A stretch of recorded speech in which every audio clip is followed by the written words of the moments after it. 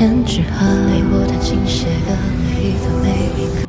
Hello， 大家好，跟大家说一下这一切的起因，就是因为我的 Apple Watch 它的健身圆环无法显示这个红色的相关的这个卡路里，所以呢，我就带着它去了 Apple Store 进行了一番维修。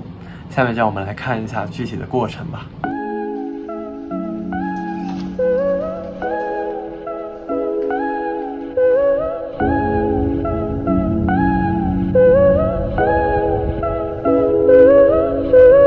你们看，就是这个健身圆环红色不增长的问题。然后当时我发现我的预约订错了，订成了明天的，所以我们就先去吃了一下晚饭。晚饭吃的是具体是什么我忘了，然后晚饭吃的是面条。不过这家店的装修风格还不错，像是那种高端面馆的样子。插卡后餐的方式还是挺新颖的，我是第一次见到。然后这家店的装修风格我觉得也是蛮不错的。这个面条呢，我点的是一份素面，然后里面基本上是没有荤菜的，只有一堆素菜。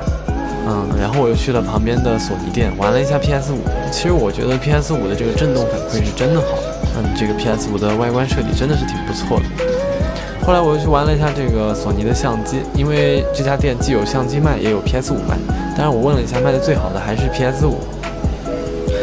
然后我试拍了一下这个模特啊，然后大家可以看一下我拍的这个效果，看着还不错吧，拍的比较可爱。现在我们终于来到了这个 Apple Store。这整家 Apple Store 的装修风格其实是非常棒的，就是那种苹果风。顺便来缅怀一下这个已经去世了的 iPod， 然后又上手了这个 iPhone 12 Max、iPhone 12 Pro Max， 拿在手里真的是非常非常大。其实我是不太愿意为了电池续航牺牲太多的。经过了一段时间的交谈啊，总而言之，就是真的花了很久的时间。这也是我开头那一幕的由来。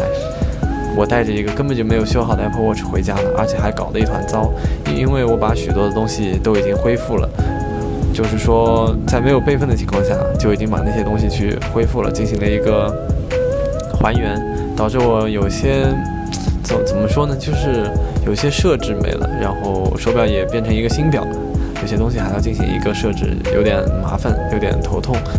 那我现在已经是再一次对于这 Apple Watch 进行一个重新的设置，因为原来的那个安装不了应用，然后刚才给大家看过了，现在真的是非常的悲惨，现在已经到最后一步了，不知道一会儿能不能好，不能好的话，那今天真的是损失惨重。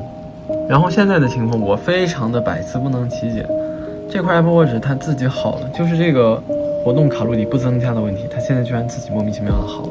让我们现在打开这个健身运动来测试一下，看它是不是真的好了。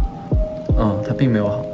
但总而言之呢，其实就是说我最大的问题啊，就是它不能显示这个卡路里，就不管是你在做什么运动的时候都无法显示这个卡路里。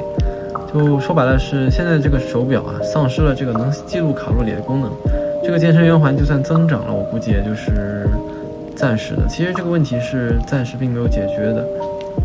那接下来呢，我会尽量的去解决这个问题啊。如果大家有遇到这个问题无法解决的，可以跟我反馈，然后我们可以一起去努力的解决这个问题。那现如今呢，确实是卡在这里了，确实是没有办法去进行一个下一步的操作了。暂时就是这样了。我们下期视频再见吧，拜拜。